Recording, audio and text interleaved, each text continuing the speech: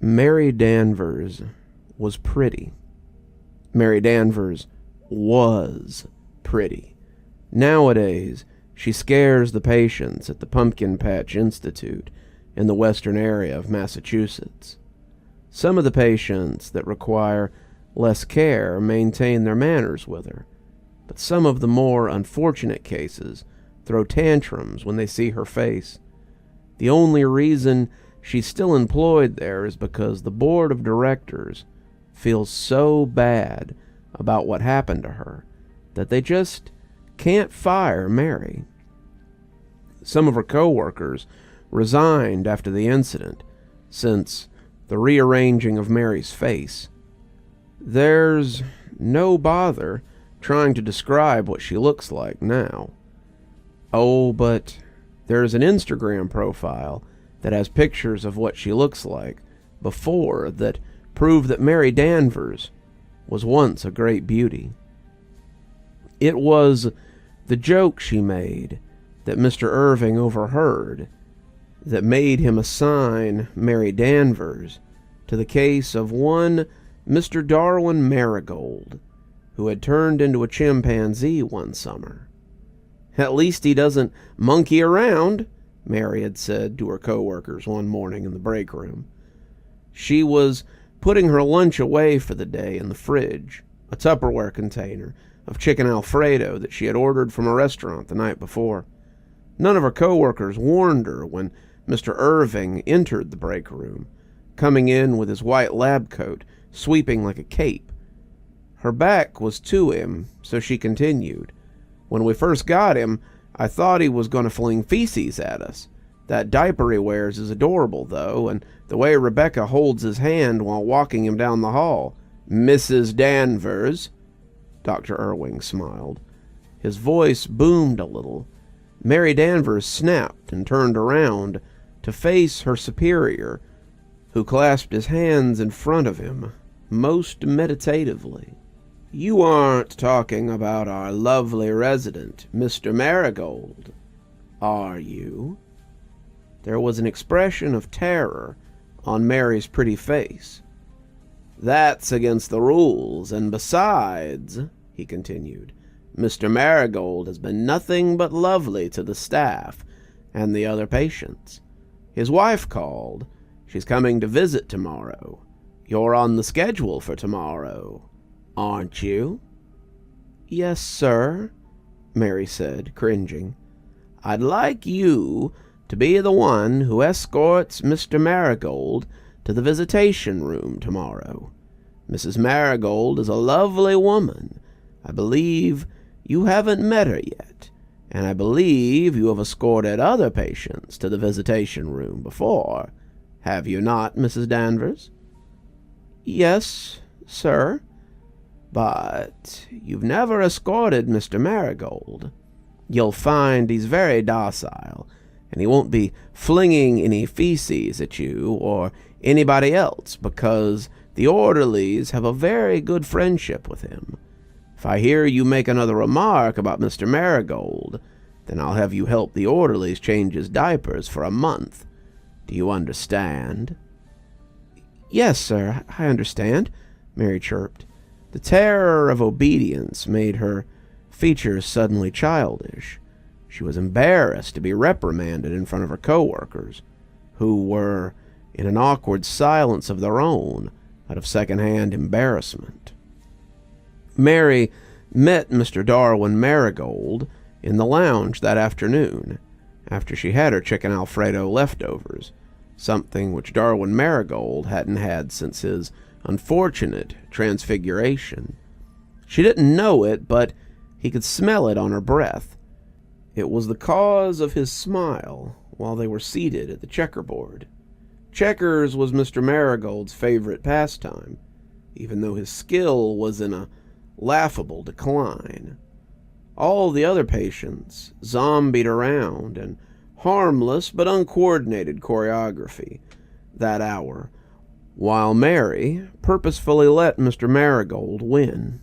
She found the length of his brown fingers unnerving, as well as his barnyard musk.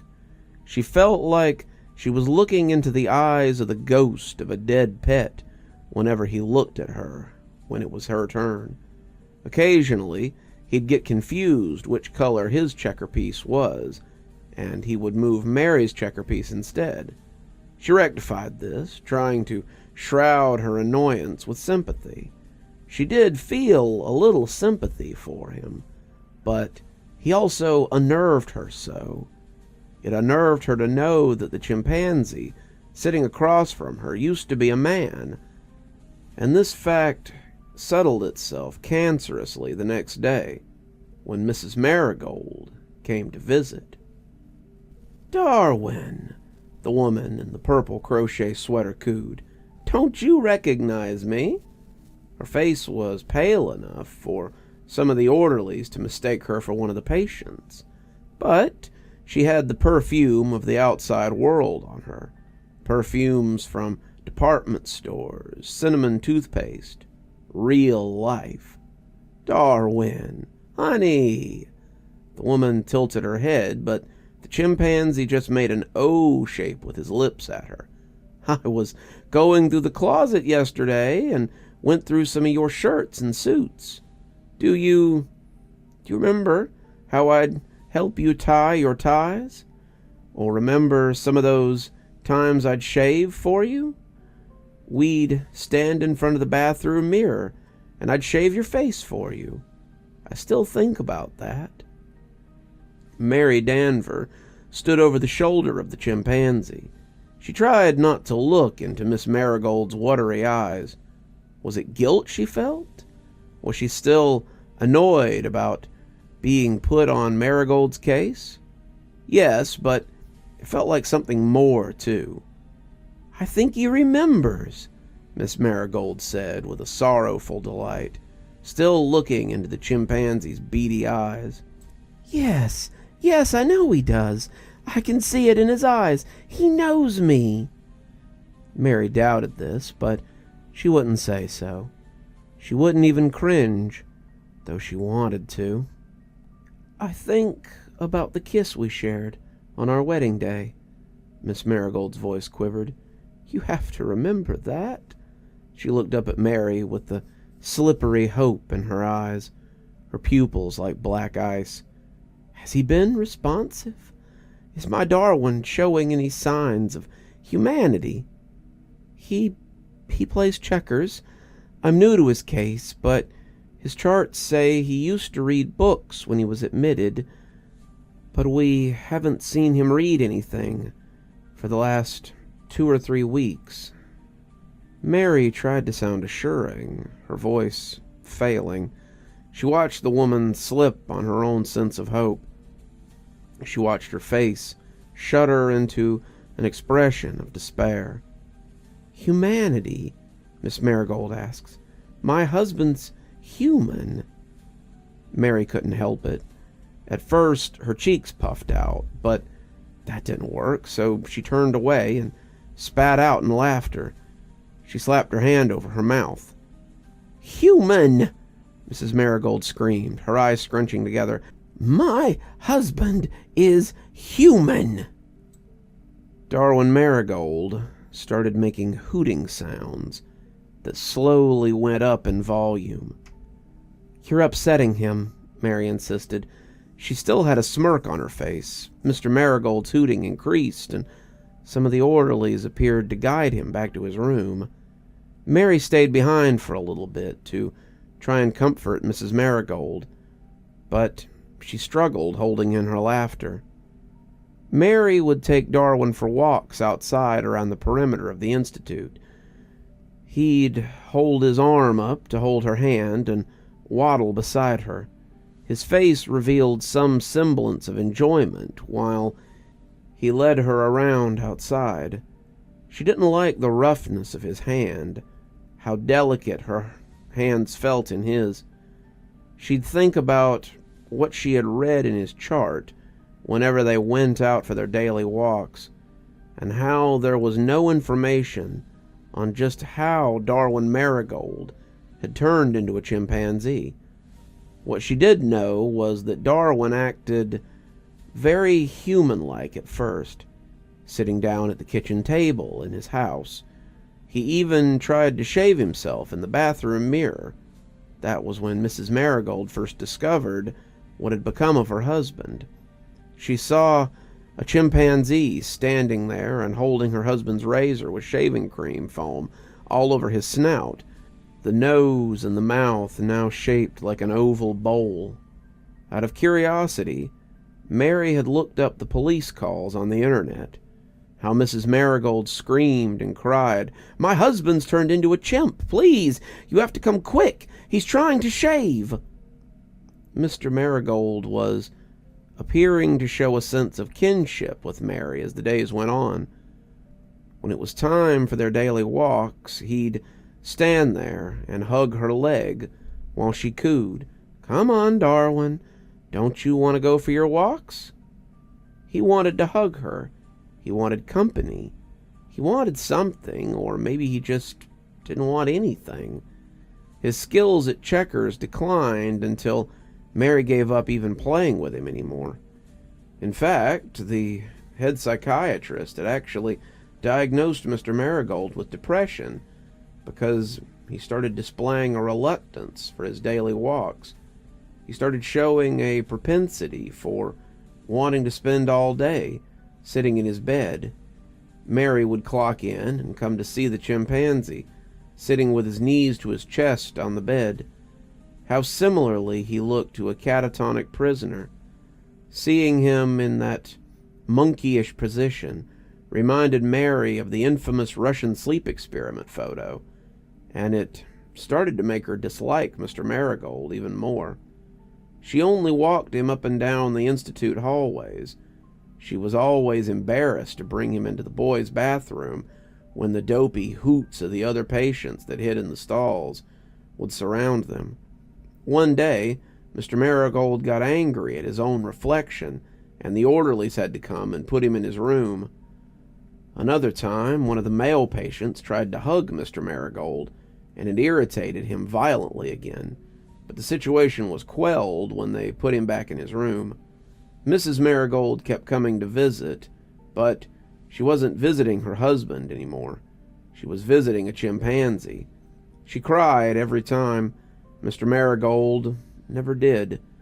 There were brief instances in her visits when he might have recognized his wife, but every instant always devolved into him just zoning out. "Good morning, Mr. Marigold," Mary greeted him one morning when entering his room. He was sitting on the bed in his usual position. She crept forward. "Want to go get some breakfast?" It was unprovoked.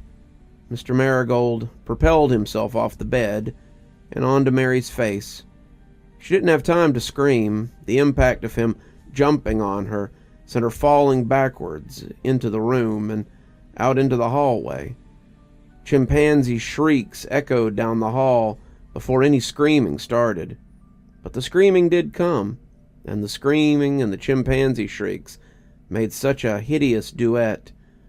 Mr. Marigold had started by beating his fist onto Mary's shoulders and collarbone. She closed her eyes. She turned her face away so that her cheek touched the floor. And that was when Mr. Marigold's dirty fingernails dug into the side of her face. Her screams blasted out when he ripped a flab of skin off like the fatty tissue of a roasted turkey. Her screams were sharp. Mr. Marigold shrieked and hooted as if annoyed by those screams. He pummeled his fist down a couple of more times on her chest, his fists bouncing off the bra under her blue scrubs, and then he went back to ripping at her face. He bent down and nibbled on the exposed muscle. So much of her face had been removed that she felt his teeth scrape against her molars, scrape against her gums. She screamed and cried again and again. Orderlies and security guards shuffled down the hall, but Mr. Marigold had already taken out one of Mary's eyes.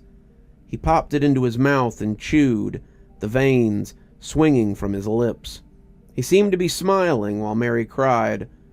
Why, half of Mary's face was smiling too. Mr. Marigold was put back in his room. He got back into bed, returned to his sitting position while chewing on Mary's eye, as if it were nothing but a piece of bubble gum. He chewed while Mary cried in the hallway, with half of her face just gone. The damage couldn't fully be seen, because her face was a flood of blood. I'm one of the orderlies who rushed into the hallway that day. I don't like to remember how she cried up at the ceiling, as if crying would repair her face. I admit I froze above her. I'd had a crush on Mary for years. I was always too afraid to tell her or ask her out, but that day, when the other orderlies and I stood over her, I was sick to my stomach. I hate to admit this, but I was grossed out. Mr. Marigold is still at the Pumpkin Patch Institute. He hasn't thrown any other tantrums. In fact, he's very well behaved now. I take him for walks sometimes. His violence on Mary Danvers actually seemed to have improved his mood. He likes the sunshine. He likes it when he sees Mary Danvers. He smiles at her whenever he sees her. That is who he recognizes more than his wife. Oh, I think Mrs. Marigold is coming today. What do you say? Want to go back inside, Mr. Marigold?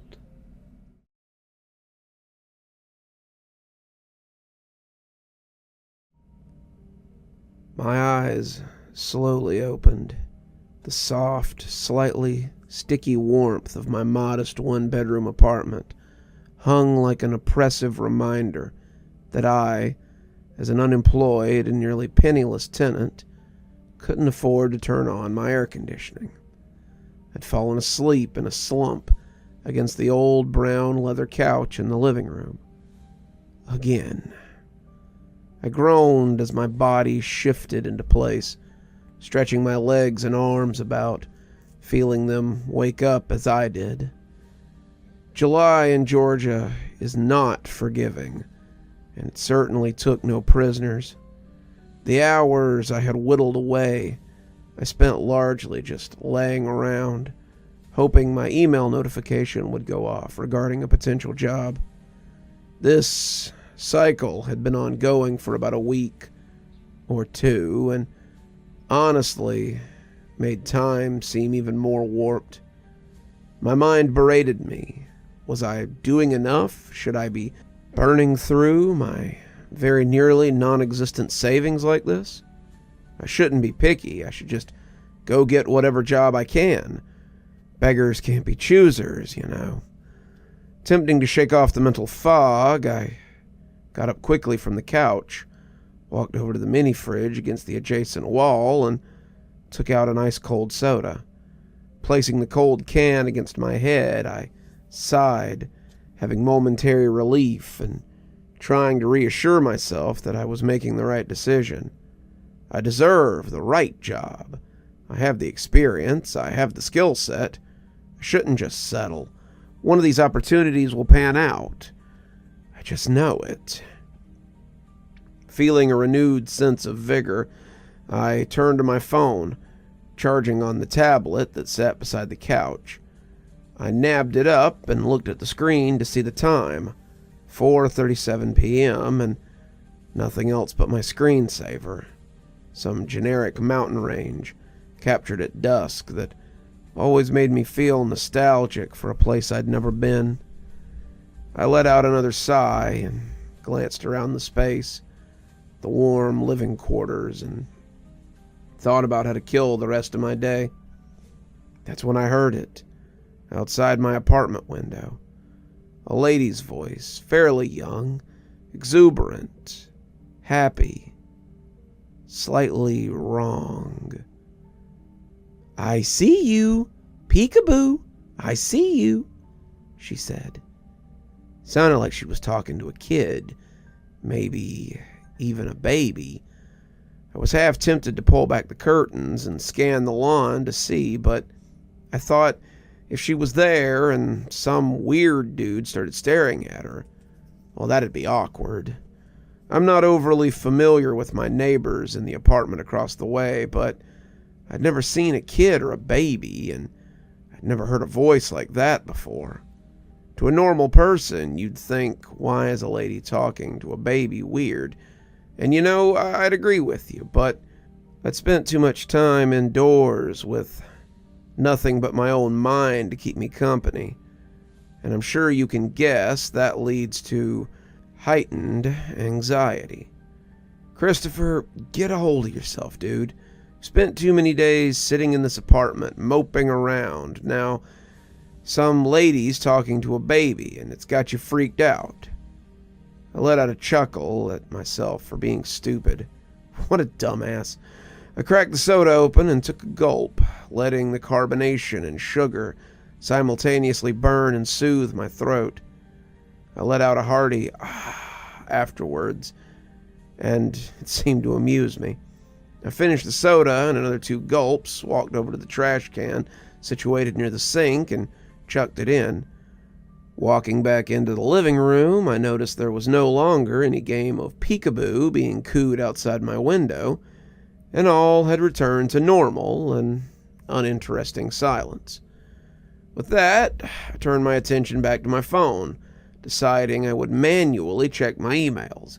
Sometimes the notifications didn't always work as intended, and I was desperate for some sign of forward momentum.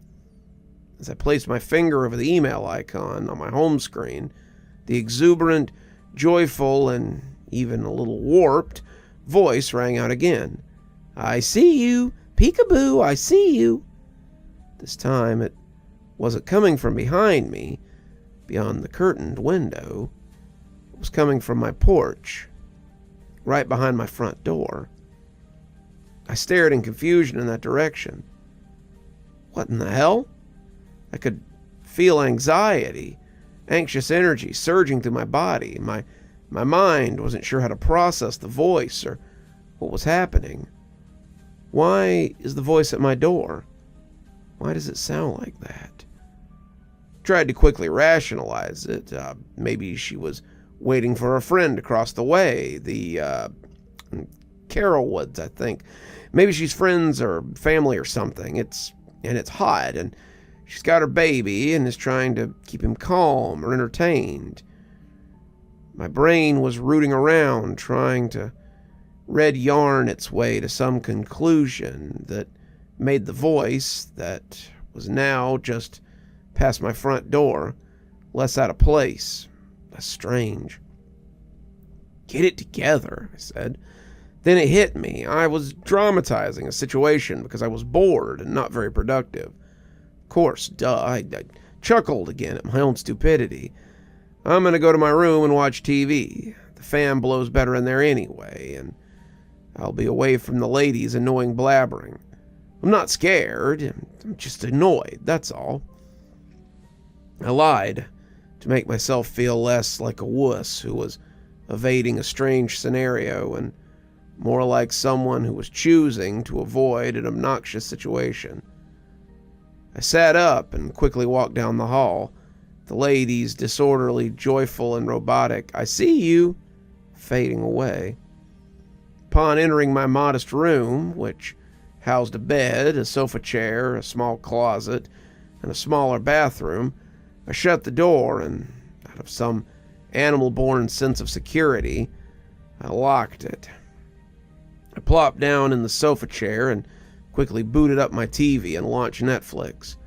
I was paranoid about nothing. I knew that, but stranger things have happened, and I wasn't going to assume I was safe.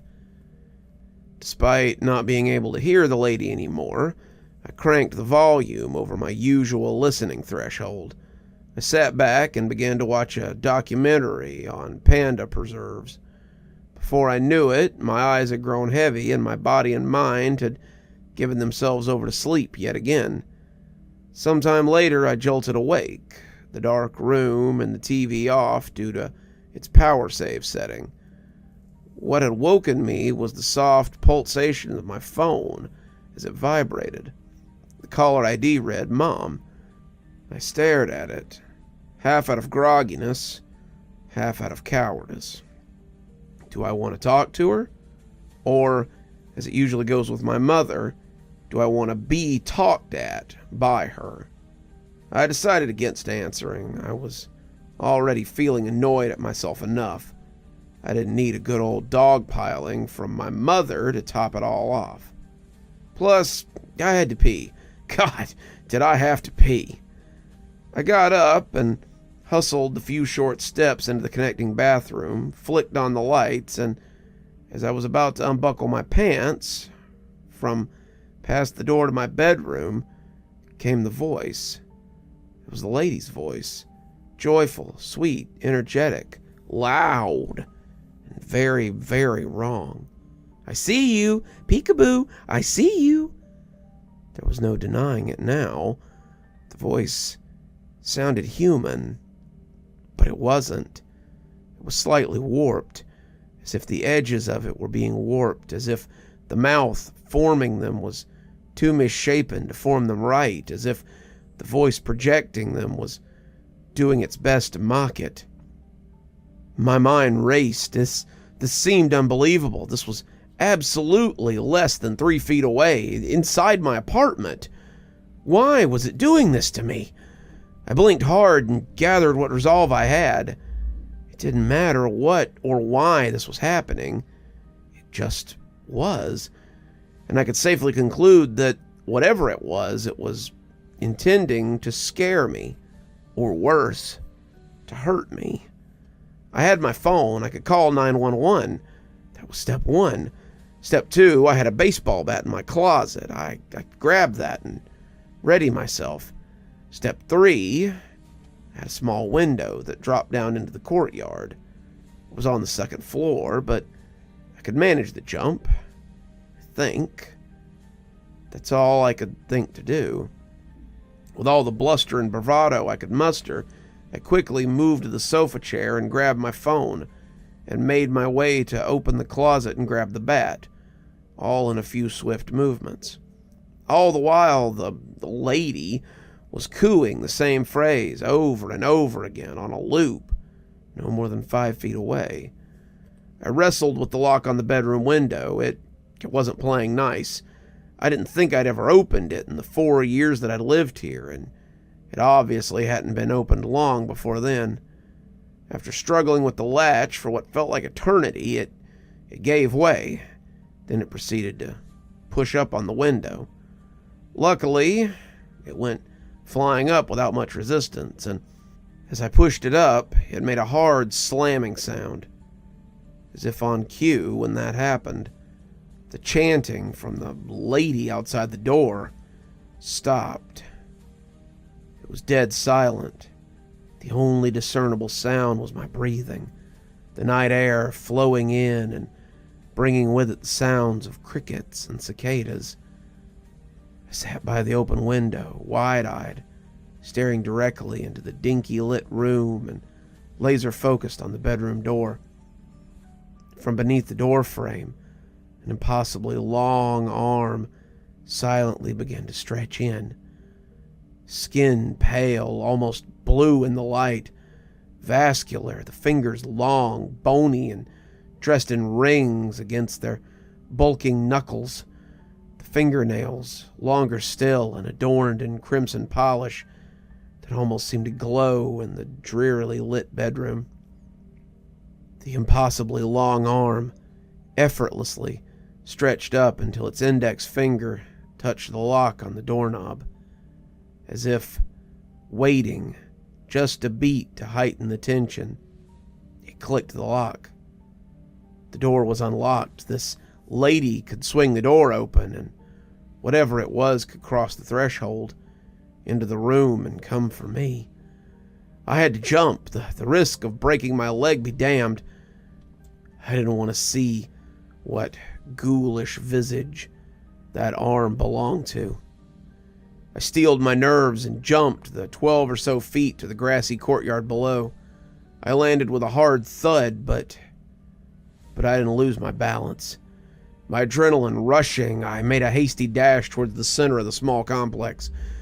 My legs were firing like pistons. I gunned it to the nearest light source, which happened to be a small gazebo. Then my fight-or-flight responses loosened enough for me to think, I gotta call the cops. As I approached the small structure, which was bathed in a harsh and singular white light, I pivoted to look back at my apartment window. No hand, no creature, no nothing. Just an open window. But what could I expect to see? Some ghoulish, haunting leer that came from the darkened opening? Some unholy visage, all teeth and elongated appendages, coaxing me back? What was going on with me? Was I having some sort of breakdown? Had the stress and the loneliness gotten to me? That was certainly a better explanation than what I was thinking was happening, right? I sighed, plopped down hard on the only bench housed under the gazebo, and unlocked my phone. I had a notification, an email. I knew no matter, now wasn't the time. I needed to call the police. I needed to make sure my apartment was clear. If I was having a mental breakdown, I could get help. I needed this, whatever it was, to be over. But, you know, that often unseen hand that guides us to make the most inane decisions at the wrong moment? Yeah, that one. That force propelled me to click on the email notification. God damn it, I wish I hadn't. It took me to a video. The video was dark, quiet, as if nothing was even playing, but then a loud static and the sounds of hands fumbling around as the frame was jilted and shook.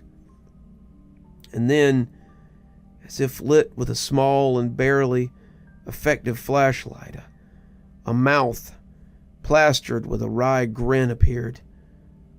But, as with the voice, it was wrong.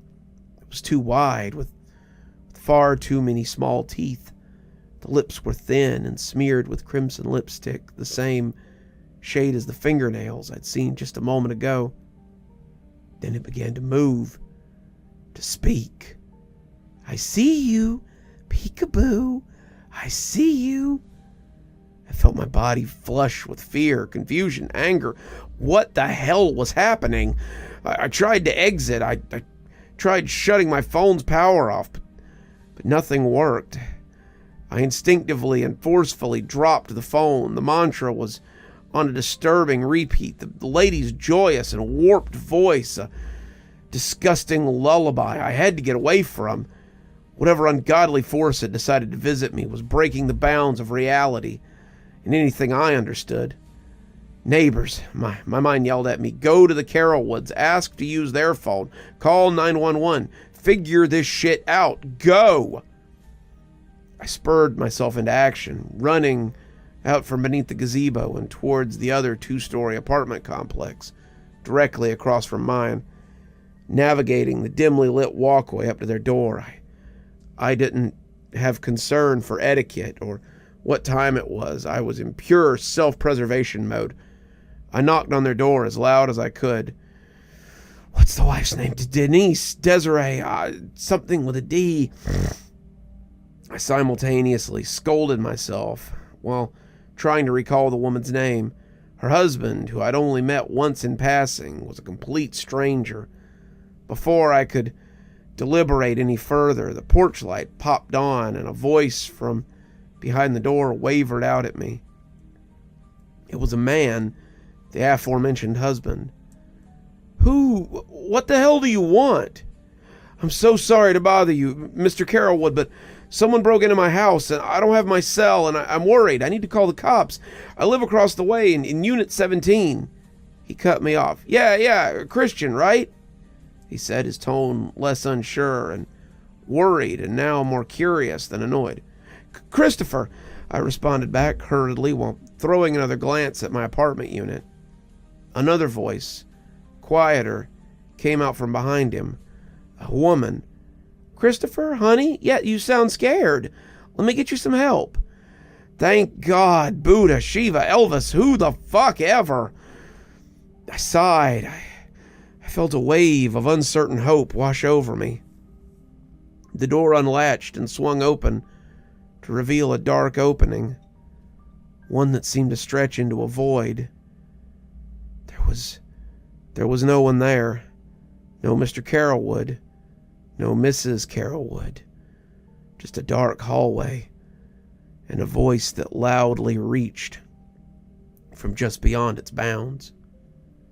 I see you, peekaboo. I see you, Christopher. As quickly as I had felt hope, I felt my body give itself over to absolute terror. I spun around and attempted to run, but that long, pale blue arm, the one with its nails adorned in a bright, glowing crimson polish, had wrapped its unnatural fingers all the way around my calf. I fell hard on the "We're so glad you're here" welcome mat that decorated the front porch of the Carrollwoods. I managed to turn my body around to see the arm that was pulling me into the void. I couldn't see the creature it was attached to. I didn't want to. I needed to fight. I needed to get loose.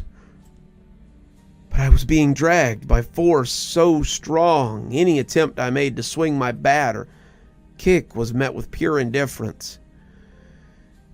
This is it, my mind raced. My heart thrashed inside my chest so hard I felt like I'd have a heart attack or worse, die of fear. I swung the bat. I yelled. I cursed. It was no use. I was being drawn into the maw of this entity, this being, this thing. I shut my eyes and waited to die. I stopped moving. I didn't feel the hand on my leg anymore. I felt warm. I jolted awake. I was in my apartment. The sticky heaviness of the room, just as it had been hours before. The golden light from the afternoon poured in through what cracks it could. What the hell? I thought. Did I just dream that? As I straightened my stiff and slightly aching body up and coming to grips with the absolute deja vu, a voice rang out from down the hall, this time slow and loud, and just past the threshold of my sight. Peekaboo, I see you.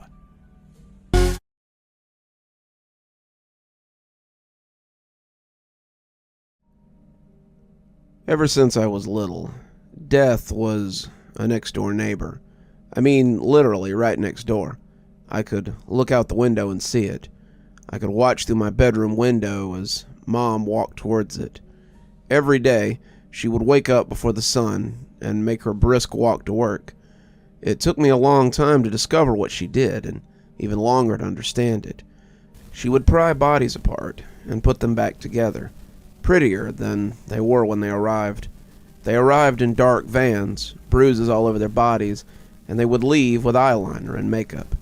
That's where I learned that one can measure life in shades of purple, whether it be bruises or makeup. Measured, mind you, not defined. So naturally, that's where I saw my first body. I'd try to sneak in now and then, and I guess I was never successful. Mom always thwarted me, but eventually, I just wore her down. It was too much being the mortician and the security guard. So there he was, a fairly innocent death. He looked so natural, but just a little less. I always thought I would take after Mom, and for a while I was on track to. I'm not even sure how I got sidetracked. I enjoyed making Mom's job look nice. She always kept it so dour, and I had wanted to spruce up the place. I felt fulfilled when it all came together, and I felt like I normally do, just a little more. I did it for my house, then I did it for my mom, my friends, my neighbors, and before I even knew what was happening, I was trying to convince people to buy a house. My houses sold, and people took notice of how I put them together. I guess, if I were to be poetic, that's how I took after Mom. I took these houses, the remains of them, and dolled them up as best I knew how. I made it look nice. So nice that you'd never know it was dead at all. For a long time, I thought that when people died, that was it. No ghosts, no heaven or hell. It was a snap, and you were just gone.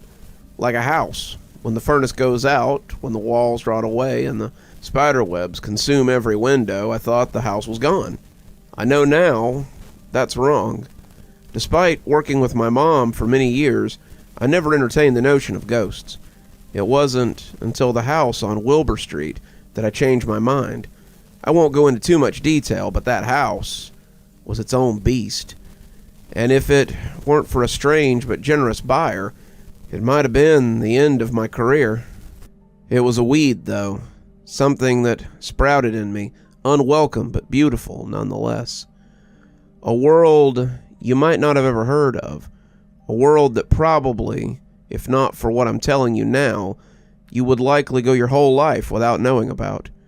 In the housing market, there exists a small but dedicated sect reserved for the enigmatic influential, or even the nefarious.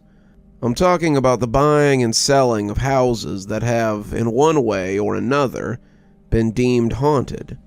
Just like any realtor, I'll get my hands on a house sometimes. Sometimes I find it myself, sometimes it's offloaded by a larger realty company. Regardless, I'll go in, make the house look as nice as possible, just like I would with any other house. That was before I discovered this unofficial and morbid market.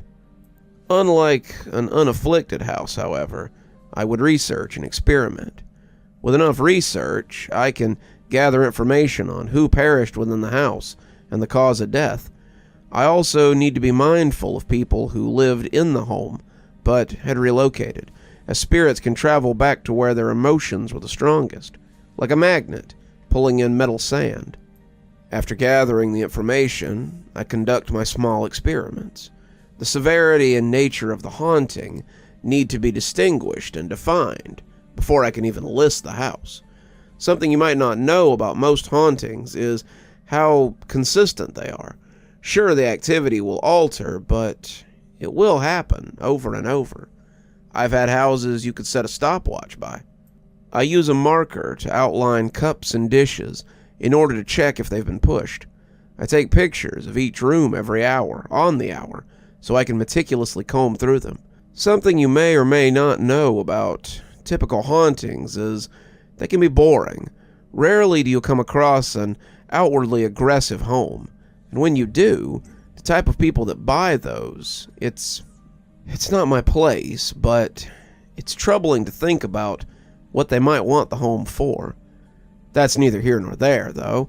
Haunted homes sell to many people. You have eccentrics and ghost hunters who want a place for entertainment. There are people who practice the dark arts, though you can typically sniff out the wannabe types. There are even people who just really need a home and try to get a cheaper deal. Depending on the haunting and its interest, sometimes they do. You have to call it a loss at some point and lower the price just below market value. That's how you do it. That's what this house was, I thought. Another suburban home I was going to take a hit on. Boy, was I wrong. Of course, that's how tales like these come to be. If I was right, if all I ever saw was a coffee mug move across the counter, then you'd never hear a peep out of me. The house was on Carter Avenue. If you don't know which Carter Avenue out of the hundreds that likely exist, then yes, you're not meant to. I got it for a bargain from my peer because, well, it was a house that nobody had high expectations for. There wasn't a history of violence or any mention of the occult, just a younger couple that passed away in their sleep. Carbon monoxide leak. To me, though, the house was lovely, if not for a small string of reported activity. The house could have been sold on its merits. It was in a quiet neighborhood. Everything looked new and had been taken care of. It was a picture of suburban living. So I hedged my bets and thought I would just make the house look like a proper home for anyone looking to buy. It took a while, an uncomfortable amount of time, before I'd got a bite. While I toiled away, looking through photos of the house's bedroom, my phone buzzed. It was a buyer. A young couple looking to buy their first home. The woman on the phone beamed about starting a family of their own. So we set up a date to meet, and I plunged further into Carter Avenue.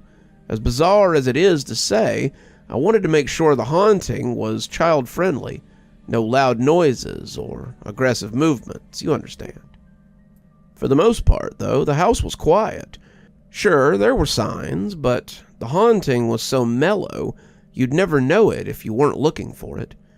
A slight push that would move a cup from its outline, pictures on the wall that would go askew, and a penny was even pushed off the counter. That was all, so, just enough. It was just enough activity for it to make the difference between haunted and natural occurrence. Maybe I should have had my wits about me in that regard. Though I know, when I offer myself grace, there's no way I could have known it was anything other than a run-of-the-mill haunting. The day of the showing plays in my head from time to time. I always go back to when I was starting down the hall. It was right before the couple was supposed to show up. I stopped at the top of the stairs and looked down the hallway. It led to all the bedrooms and had light bleeding in from each. The sun was gentle and warm. It created a vignette in the hall.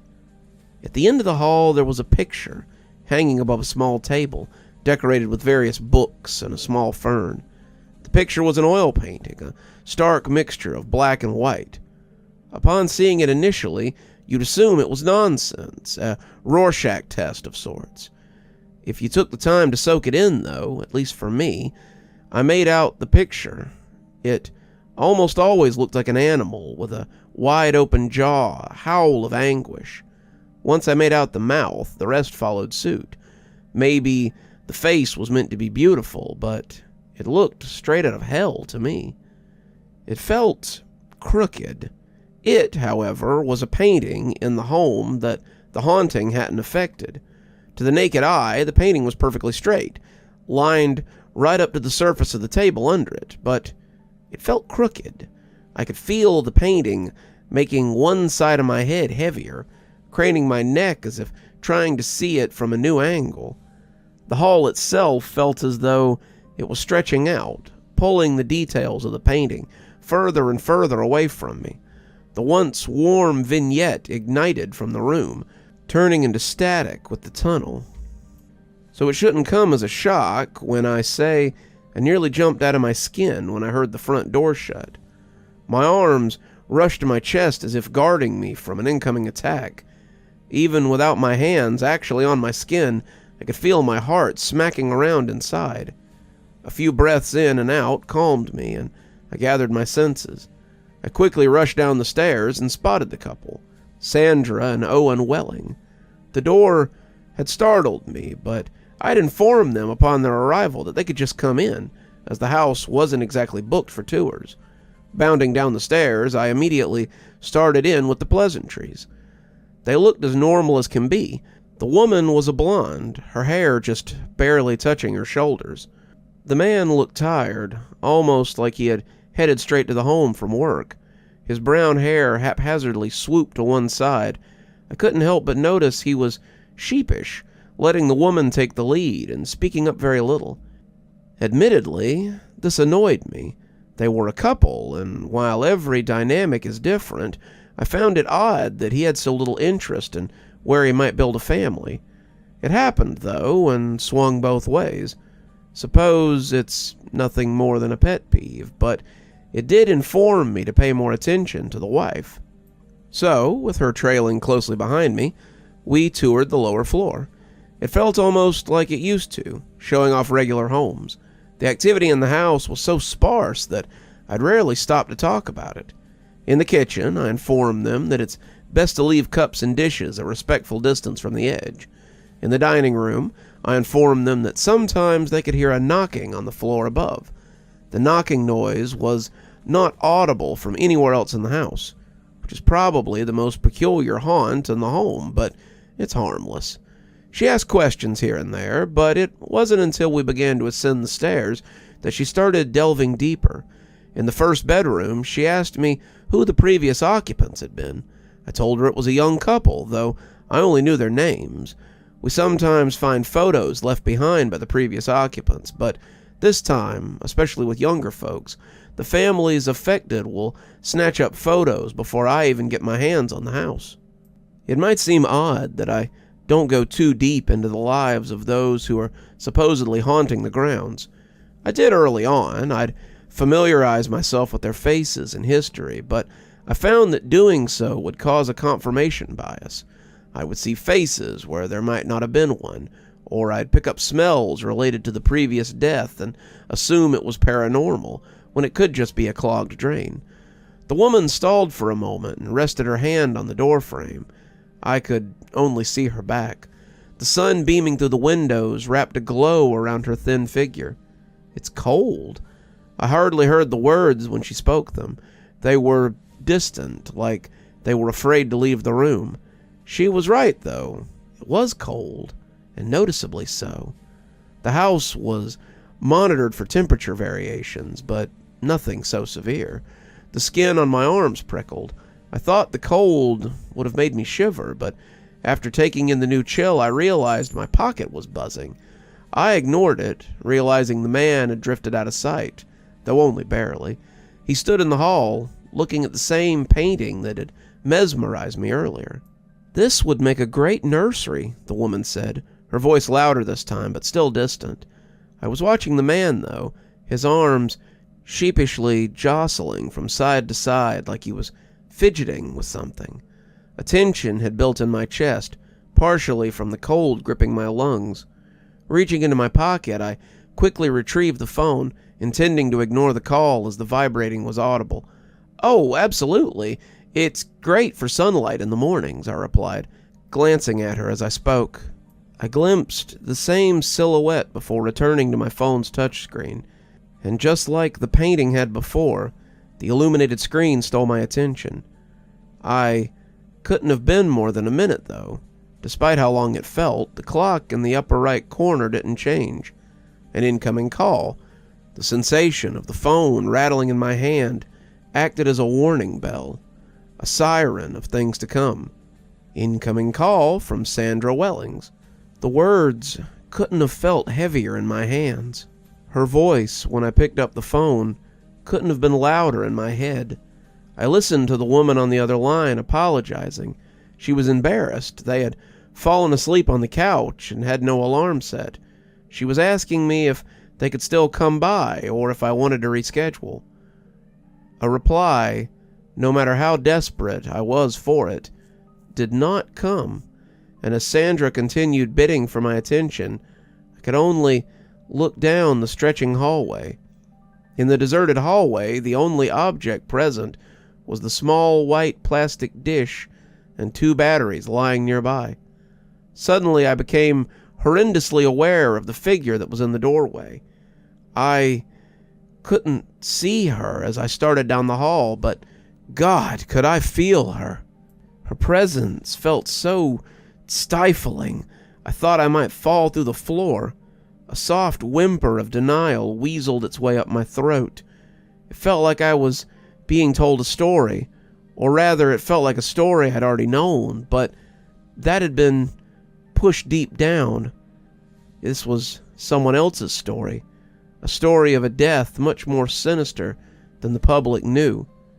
This would be a great room for a nursery, the figure spoke, and as if those words manifested, I could feel strands of hair drop on the side of my face. She must have been as tall as she felt, hunched over with her head pressed against the ceiling, dark strands hanging like stalagmites. She wanted me to look. I could feel it. Her gaze fixed on me and burned holes through my scalp. Closer and closer, I could feel her warm breath wafting on the side of my face. The smell was more noticeable, though, or rather the lack thereof. I could only watch the painting, the hallway, once again tunneling as I pondered if it was safer to look at her or ignore her. Hauntings could get bad. Yes, even this bad. I've experienced little myself, but this wasn't my first time, though my heart still bumped like it was. When the retching began, the decision to focus on the hallway became one that I picked. A guttural and whining scrap lurched from the woman, though. It sounded like pulling marbles down from metal tubing, and after a moment, something spilled from her mouth. I could hear small thuds smacking the ground, one after another. Once again, the sound reminded me of marbles. Then she was gone. I released the breath that had been held down as her weight lifted off me, allowing my skin to loosen. Looking down, they were all splayed out at my feet. They must have rolled around quite a bit after hitting the floor. A portrait drawn with AA batteries. A tale of heartbreak, scored by the chiding of a baby. A soft whine, much softer than the woman's. That room really does get so much sun. It had rested such a lovely glow on the crib inside. I could hear the baby crying from within it. I'm sure I could have heard it from anywhere in the house. It was ethereal, something I couldn't escape. It echoed through the walls and bounced around the room as I took my first step inside. The batteries around my feet shuffled aside and rolled, clattering against one another. A game of electric billiards. The sound of the baby crying became less defined with each step I took, its cries being pulled further through the veil. The white wooden slats of the crib ceased to be an obstacle, and I could peek over the edge. I didn't intend to step further. The bile was already churning. The sides of the crib acted like a dam for the wet, sticky mess inside. All that white was painted freshly red, a crimson that glistened in the sun. My legs gave out, and I crashed to the floor. The hardwood vibrated on impact. I felt my throat choke and scratch. Burning came afterwards in intervals. I was getting air, never catching my breath. A burning rose in my chest, nails dragging. Looking down at my shirt, I could see long dark lines running along my skin, like aged scratch marks. "I'm sorry," I whispered, cowardly, pensive. Looking up, he was lying on the floor, the boyfriend, the man. He was clawing at his chest, and his body writhed. The veins in his eyes crept towards the pupils like vines. His eyes rolled up, his gaze reached far above his head. This mess of a man, he was watching her, so scared of her now. She was looming over me again. All her hate and grief sat like a ball in my neck. All her unbridled horror wrapped around me, and I felt it. I could feel the hot, stinging tears running down my cheek. All that horror, waking up in the middle of the night, feeling how weak your body is. She must have known, or maybe she saw him taking them out. He probably told her he was replacing them. A depth of despair I could only understand when I looked into her eyes. Dying, knowing the life inside of you would follow. I thought truly that her face would be horrific, a mangled mess of bones and flesh, red and pulse. Horrific indeed, but there was no blood, just tears. The streams disobeying gravity. They twisted around her face and slipped around the curves of her nose. Her very own soul, a Rorschach. Pain will paint our lives. It can shape the way we see things. It can change the feeling of a room. It can haunt the memories you once held dear. No matter how many times you try to paint over that pain, it's still there. And I felt it on my face that day, as a few of her tears relented, failing to mix with mine. I knew her more intimately than I knew myself. That's the real ghost, and I suppose it always will be. The pain. We locked eyes, and although I understood her, The fear did not subside. A part of me felt like if I moved, she would change. If I broke off the conversation, as it were, then I would see something worse. The pain was a mask, and I could feel whatever was under it was in torment. I still think about it sometimes. The man was there in all his horror, face beet red and swollen, his throat ravaged with claw marks as he gasped for air, feeling as though he was being suffocated, regretting the decision he had made, probably telling himself in his final moments that he could have just left, and he was right. Of course, he likely died thinking of himself, and that was a moment of solace for me, that in his last thoughts he realized just how stupid he was. Even as I heard his body writhe around, pudders of liquid spilling from his mouth, even as he smacked the floor with what little strength he had left, begging for mercy, I watched his face, long and black, curtain-like strands of hair cutting off my peripherals, so all I could see was her. I stared into her face, dread growing closer. My eyes started to lose focus as she looked down at me. Her face appeared to stretch away from me like it was retreating down a hallway. She moved further and further, the guttural sound from before echoing around the column of hair she created. It got louder, growing as she shrank. Before too long, her face appeared like a two-dimensional object in the distance, just her misery, hanging solitary in a museum. At that distance, the noise was suffocating. A chirp layered on top of 1,000 other chirps until I couldn't stand it anymore, and my eyelids slammed shut. The noise halted then, and quiet returned. My breathing was deep and ragged, and after wrestling with the thought, I opened my eyes again. Staring down the hallway, I felt the phone in my pocket buzz. Reaching into it, I read that Sandra was trying to get a hold of me again. Only 3 minutes had passed since she called.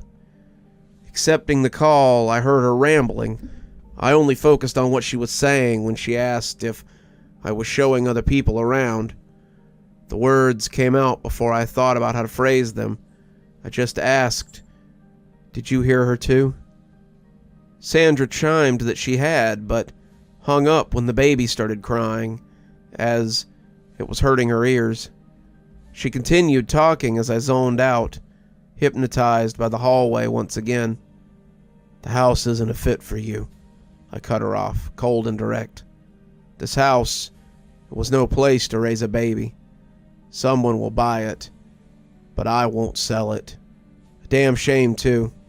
The light coming in through the window at the end of the hall really livens up the place."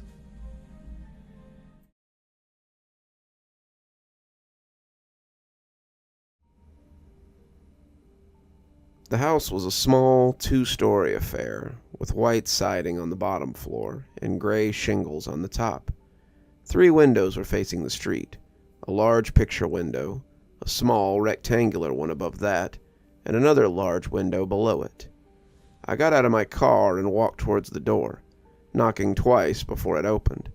A woman stood there, wearing a blue dress with her hair tied back in a bun. She had bright green eyes that seemed to sparkle when she saw me standing outside her house. "Hello," she said cheerfully. Her voice was soft, but carried well through the night air. "Hi, are you Miss Tanner?" She nodded. "Yes, I am." She smiled again and stepped aside so I could enter the house. It smelled odd inside. Not bad or anything like that, just strange, like old books and dust. "Please come in." I entered her living room. It wasn't much more than a couch and a coffee table, an end table with a lamp on it. That's all I really needed for a place to sleep. The walls were painted yellow, which looked nice against the dark furniture. The carpet was black and covered most of the hardwood floors. There was a small kitchen off to the side of the living room with a sink, a stove, and a fridge. Everything was clean and tidy. "Sorry for the mess," she said, while pointing to some boxes stacked in the corner. My husband died last year, and I just haven't had the time to get around to moving everything yet." "No problem. I don't mind sleeping in a bit of mess." She chuckled. "Well, if you want to put your things away, feel free. Just make sure not to take too long, since I have to leave in a few hours." "Okay, thank you." "You're welcome. I'll be right back." She disappeared down a hallway. As I looked around the room, I noticed something else odd about the house. The walls weren't straight.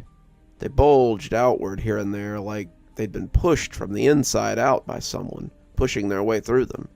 It was subtle enough that it didn't bother me at first, but as I looked closer, I realized that it wasn't just the walls.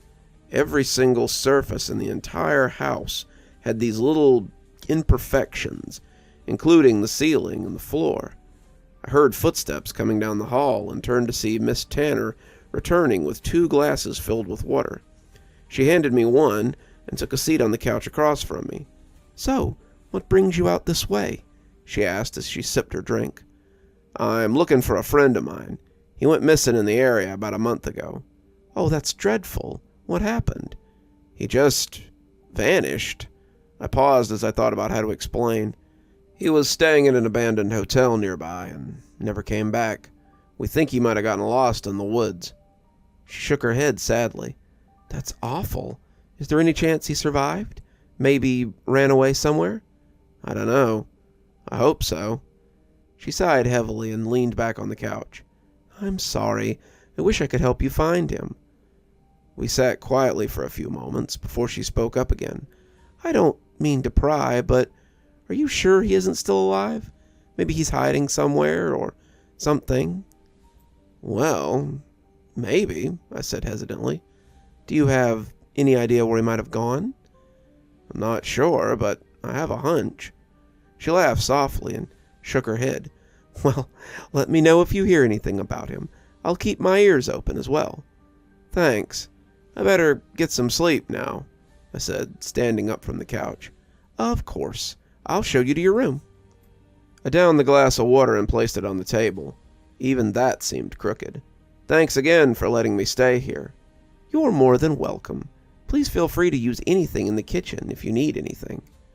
"I will." I followed her down the hallway to a staircase leading to the second floor. At the top of those stairs was another hallway that led to 3 doors, one on each side and one at the end. She pointed to the door on the left. "That one's yours. No one else is staying this weekend, so other doors will be locked." She opened the door to my room and flicked a light switch. There was a dresser opposite the bed with a window above it, and a small bed with a nightstand next to it. The wall behind the bed was covered in posters of famous horror movies, slasher flicks mostly. "This should be all set up for you." She motioned towards the bed. "Make yourself comfortable. My room is on the 3rd floor if you need anything." "Thank you. I'll keep that in mind." She walked over to the door at the end of the hall and closed it behind her before disappearing into her own room. I took a look around my room before lying down on the bed. The sheets were clean and smelled nice, but I couldn't tell whether they'd been washed recently or not. As I got under them, I noticed something strange about them. They felt heavy, like they were weighted down on one side. When I tried to lift them up, they wouldn't budge. I rolled over on my back and pulled at them, but still no give. Something was definitely wrong with this place. I lay there staring at the ceiling for a while before drifting off into a deep but restless sleep. I woke up sometime later to a knocking on the other side of my door. I sat up and rubbed my eyes before standing up from the bed. "Who is it?" I called out, walking over to the door. There was no answer. I unlocked the door and cracked it open. It was dark outside, but the moon was bright enough that I could see everything clearly. I stepped out into the hallway and saw nothing except darkness. "Hello?" I called again, but once again there was no response. "Is someone there?" I asked as I turned around slowly. I heard another knock from behind me, and spun around only to catch sight of Miss Tanner standing in the doorway to her room. Her hair had fallen loose from her bun and hung down past her shoulders. She was wearing a white tank top and blue pajama pants with red stripes down them. She looked like she was trying to hide herself by covering her face with her hands, which were pressed against her cheeks. "Miss Tanner?" She didn't say anything, continuing to stare at me with wide eyes. "Are you okay?" I asked as I approached her. She nodded, but kept her head down. What's happened?" I asked as I reached out to touch her shoulder. She flinched away from my hand and backed up until she hit the wall behind her. Then, without saying a word, she ran down the hallway and disappeared into the shadows. I stood there for several seconds, dumbfounded by what had happened. What the hell had I just witnessed? Was it real? Or was it just one of those dreams or hallucinations brought on by stress or exhaustion? I went back inside my room and locked the door behind me. I grabbed my phone from my pocket and checked the time. It was after midnight. I'd been asleep for hours. I sat on the edge of the bed and stared at the poster of Friday the 13th hanging on the wall above the desk. Why would Miss Tanner act like that? And why would she try to hide from me when I touched her? It made no sense. I sighed heavily and laid back down on the bed. I wanted to go back to sleep, but I knew I couldn't fall asleep now. Not until I figured out what was going on here. Maybe if I waited long enough, she'd come back out and explain herself. I must have fallen asleep eventually, because suddenly I was shaken awake by someone pounding on the door. "Wake up!" I jumped up from the bed and opened the door to find Miss Tanner standing in front of me, with her hands balled into fists at her side. "What's wrong?" "Get dressed. You have to leave right now," she said frantically as she began to pace back and forth. "Why?" "You don't know how dangerous this place is. Get your things and get out, now." "What are you talking about?" She stopped pacing and looked me dead in the eye. "The house is cursed." "What?" "It's haunted. There are spirits in this house." I laughed nervously and shook my head. "There aren't any ghosts here." "Then what do you call that thing you saw earlier tonight?" "I don't know what you're talking about," I lied. Was she talking about herself? "I'm not leaving until I get some answers." "Please, just go. If you stay here much longer, something bad will happen to you, just like your friend." "My friend?" "Just go," she yelled. She started running downstairs. "Wait," I shouted after her, but it was too late. She was already halfway up the steps before she turned around and glared at me. "Tell me what happened." "He died," she said simply. "How?" "They got him." "Who?" "The monsters." I blinked at her and tried to process what she was telling me. "Monsters?" "Yes, the monsters. They came through the walls and they took him away." "Are you insane?" I screamed at her. "There's no such thing as ghosts or monsters." She frowned at me and shook her head. "There are more things than just that." Then she pointed to the floor below us. "You need to leave right now before they come for you next." "I can't leave. My friend might be here somewhere. He could still be alive." She let out a frustrated sigh and walked over to the window. She pushed aside the curtains and looked outside. The moon was bright enough that I could see everything clearly. I followed her gaze out the window and saw nothing except for darkness. She pulled open the window and leaned out into the night air. "He's leaving," she called out into the darkness. I heard a low growl coming from what sounded like inside the walls. Miss Tanner slowly backed away from the window. Then, without warning, she fell backwards onto the ground. Her body hit the floor with a sickening crunch and didn't move again. I stood there, staring at Miss Tanner's broken form lying on the floor for several seconds, before turning around and sprinting down the stairs. The whole house began to creak and moan, and it appeared as if the walls were closing in on me. I ran past the kitchen and the living room, both of which appeared to be untouched, and headed towards the front door. The only light came from the moon shining through the windows of the hallway. As I approached the exit, I felt something grab hold of my shoulder and pull me back. I spun around quickly to see a figure standing in the shadows behind me. It was tall and thin, with oily skin and long black hair. Its face was covered by a mask made of human bones. I struggled against its grip, but couldn't break free. The walls looked as if they were melting, and more human bone-masked faces were emerging from all around me, surrounding me on all sides and closing in on me until I couldn't breathe. I reached out to touch one of them, but only grabbed hold of empty air. Then suddenly, I was dragged back through the walls, felt myself descending into that pitch-black abyss beneath me. I woke up gasping for breath and sat right up in bed. My heart was racing and my body was soaked with sweat. There was a loud bang on the door and I jumped out of bed. I unlocked the door and opened it slightly, just enough to see who was knocking. But when I did, I wasn't surprised to see Mrs. Tanner standing there with her hands balled into fists at her side. "Get dressed. You have to leave right now."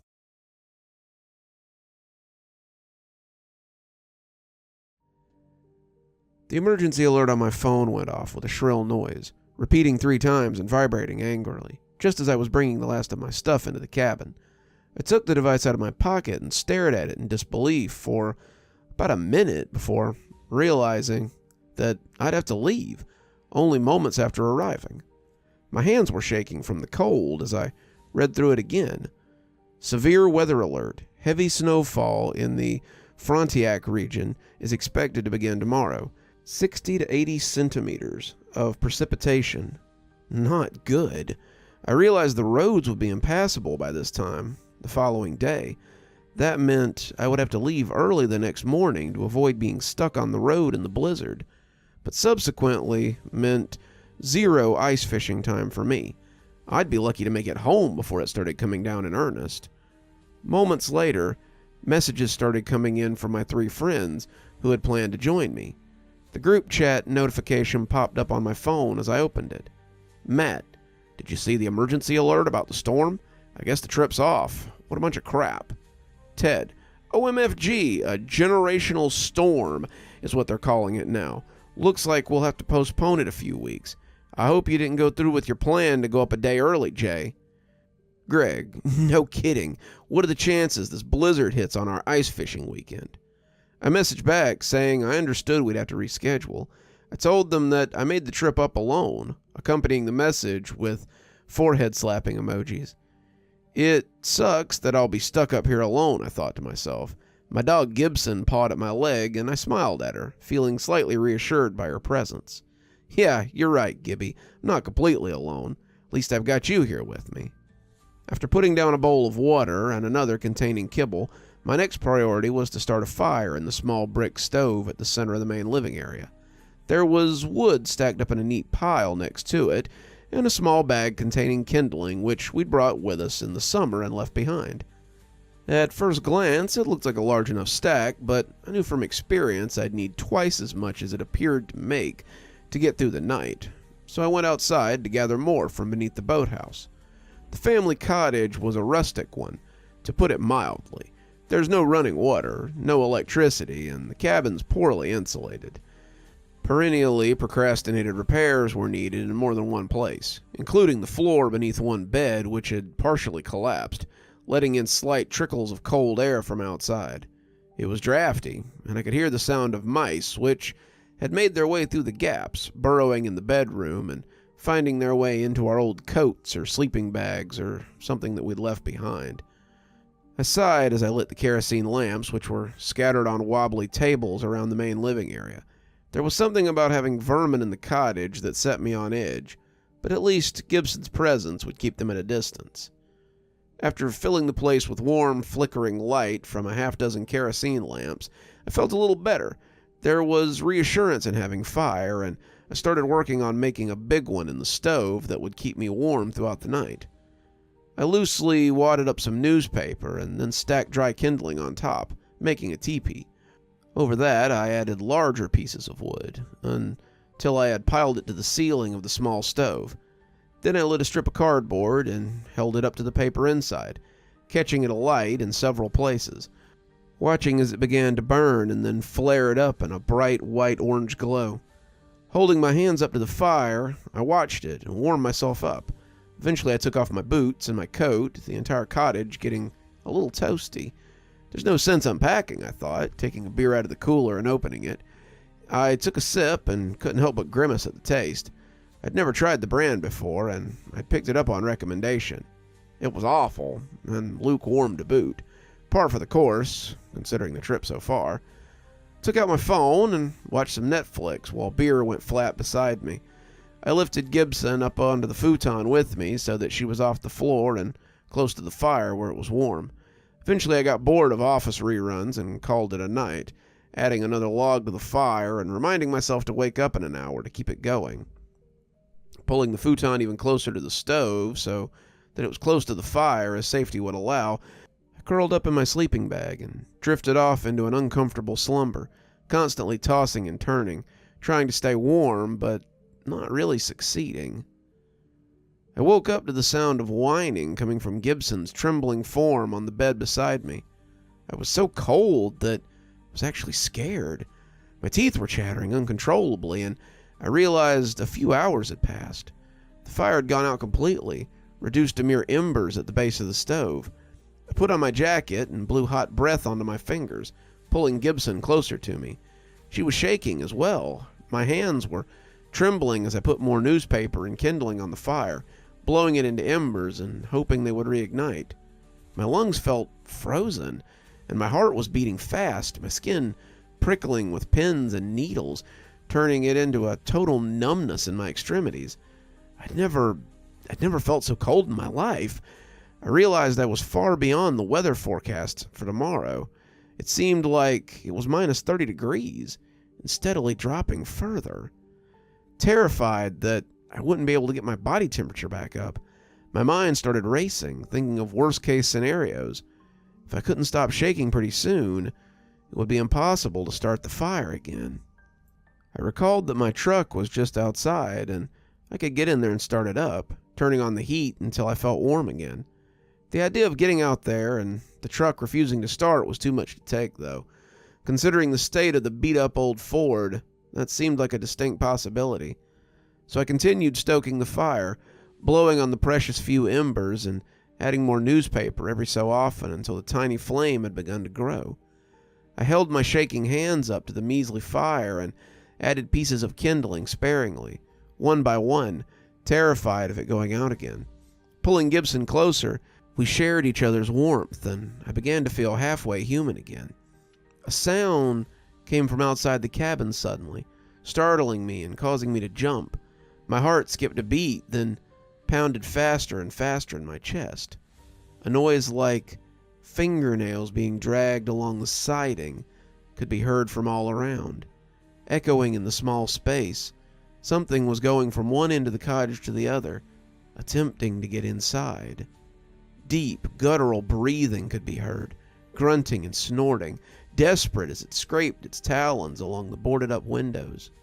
Gibson began to whine, making high-pitched noises as she huddled closer to me, and I put my hands over her muzzle, muffling her sound. Was it a bear, I wondered? I realized I was holding my breath. I thought about the holes in the flimsy facade of the cabin, the spot beneath the bed where mice were getting in. I thought about the broken screen door and the wooden one behind that which needed to be replaced, almost falling off its rusty hinges. The entire cottage felt so frail and insecure all of a sudden, and I heard the loud noise of whatever that thing was, breathing heavily just outside, trying to get in. Maybe it was too cold out there even for it. The ground shook from the weight of the creature as it made its way around the cabin. I was so focused on it that I didn't notice the fire going out at first as it fizzled down to embers. I continued holding my breath until it was gone. Then I relit the fire, my shaking hands barely able to get it going again. Once it was burning hot, I didn't sleep anymore. I pulled Gibson close, and the two of us stayed up all night, watching the fire with wary eyes, taking occasional glances at the door. Even once we were both warm, we continued to shiver. When the sun came up, I didn't notice at first. It was dark in the cottage one minute, and then it was light. I blinked my eyes a few times and rolled out of bed, deciding I would waste no more time leaving. I was hoping the bear, or whatever had been outside the night before, was gone. Gibson was scratching at the front door, asking to be let outside to pee, which told me it was probably safe. In the light of the morning, all that had happened seemed to be a bad nightmare, and I told myself maybe it had been, till I got outside and saw the claw marks that marked the exterior wall. Shuddering, I threw my belongings in the truck, doused the fire with too much water, and took one last look at the place.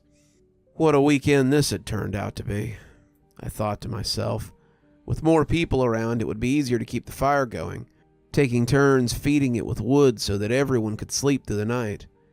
But it was frightening being up here by myself, even with Gibson by my side. I'd never done it before in the winter, and I never would again. There were too many things that could go wrong. Freak snowstorm, a fallen tree blocking the road, getting stuck or going into a ditch, and those were just the beginning. I wanted to get out of here before any of those things happened. The truck didn't want to start at first. I turned the key in the ignition twice, hearing only the click of the absence of any engine noise. Cursing loudly, I checked to make sure I hadn't left the interior lights on or something which would drain the battery. Satisfied there was still a charge, I tried one more time, and finally the old shitbox let out a cough and kicked into life. The engine began to sputter before finally settling into a steady, rusted purr. "All right, Gibson, let's get out of here," I said, rubbing my dog's head and smiling as she blinked at me. She looked content in the front seat, happy to be back in the truck and out of the cold cottage. There was a thin layer of snow on the gravel road, and the tires moved easily enough. I looked up to see the sky was turning gray above us. A few snowflakes were just beginning to fall. The weather was making an early appearance. I turned on the radio, and sure enough, they said the same thing I was thinking. The storm would be arriving early. By noon, the highways would be a parking lot. Whiteout conditions. Be prepared to be trapped in your car. Have emergency services ready. My anxiety was through the roof as I went around a bend in the road. Hitting the gas, I came to the first big hill and went over it, seeing something strange up ahead as I came over the rise. Whatever it was blocking the road. Massive. Brown. The lumpy fur shape got bigger as I pulled up in front of it. The bear, which had been trying to get into my cottage the night before, was dead, lying in the middle of the gravel road and blocking it completely. First, I thought it had frozen to death. I got out of my truck and inspected it and was surprised to find there was a horrible smell coming from the carcass. It was a chemical smell, noxious and unpleasant, like some sort of factory waste. The snow had melted all around the beast, the blood and entrails pooling around the far side. What the hell could have done something like this? Aren't bears at the top of the food chain? Alpha predators? Gibson was by my side, but she didn't venture anywhere near the body. Usually she would have gotten curious, trying to sniff at it or something like that, but she stayed next to me, emitting a low growl. The road was completely blocked, I realized. There was no way out, not unless I could move it. No matter which way I attempted it, the giant body of the dead bear would not budge. It weighed a ton. There were large trees on either side of the road, so close to the driving path. There was only one way out, which was by driving across the frozen lake. And that was way risky. I hadn't been able to test the thickness of the ice yet. It would need to be nearly a foot deep for me to feel comfortable, but there was a clear way on and off the ice if it came down to it. I got back in the truck and threw it in reverse since there was nowhere to turn around. I felt sick to my stomach, nervous with anticipation and fear, uncertain of how things were going to play out. Once back in front of the cottage, I got out of the truck and went down to the ice with my spud. Walking out onto the lake, I cleared a spot with my boot and began to dig. I dug with the sharpened metal rod. Satisfied that I'd found the bottom of the ice, I put the tape measure through the hole, hoping it would be close to a foot. Looking at the tape measure, my heart sank. The ice was barely 7 inches thick, just below the minimum 8 inches where it would be safe to drive a vehicle across.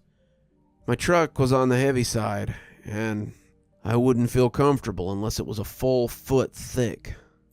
I pulled out my phone and checked for a signal, deciding it was time to call someone for help. Who would I call?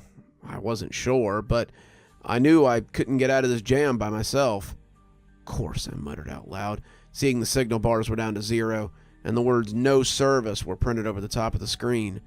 Surely I would have gotten another severe warning alert otherwise, because snow was now being dumped down on me from above, and the sky had turned nearly black with the approaching storm.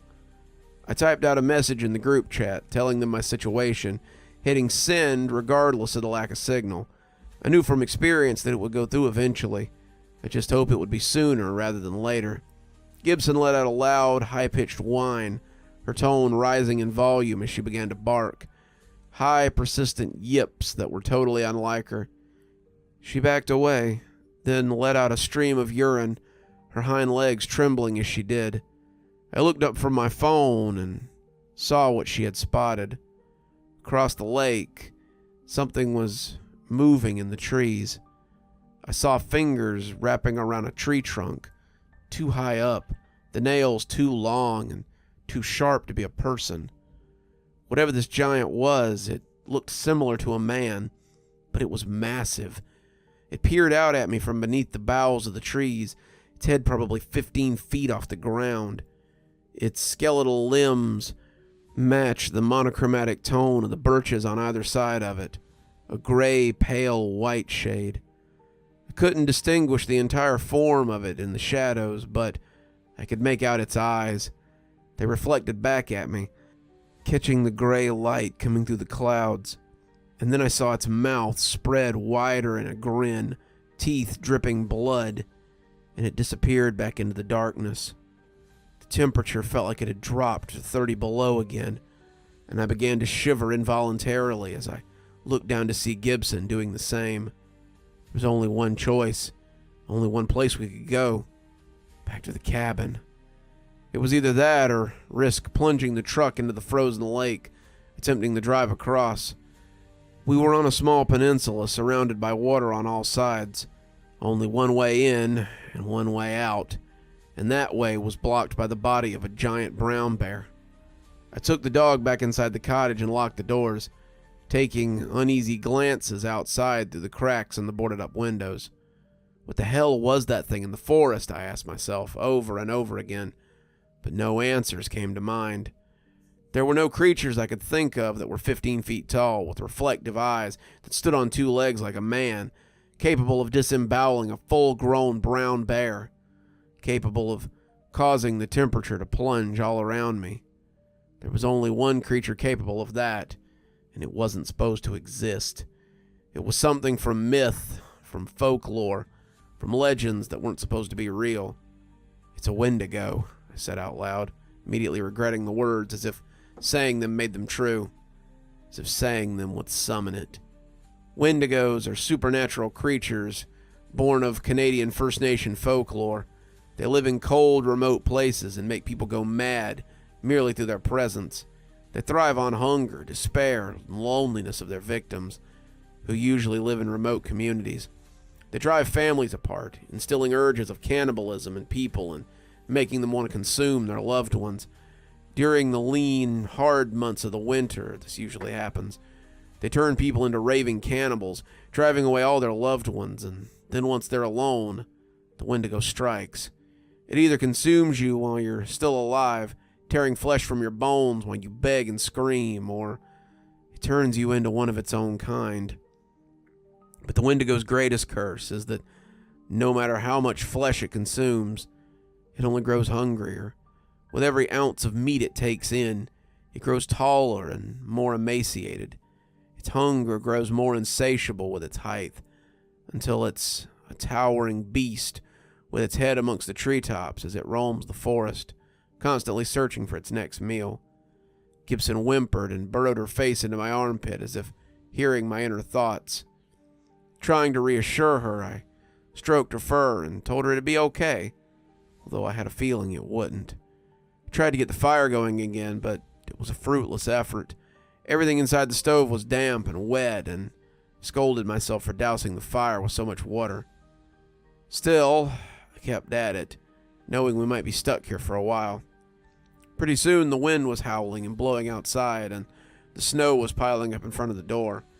I made a point of opening it every so often to clear the snow from the steps, knowing that I would need firewood, taking weary glances off into the forest across the lake as I did so.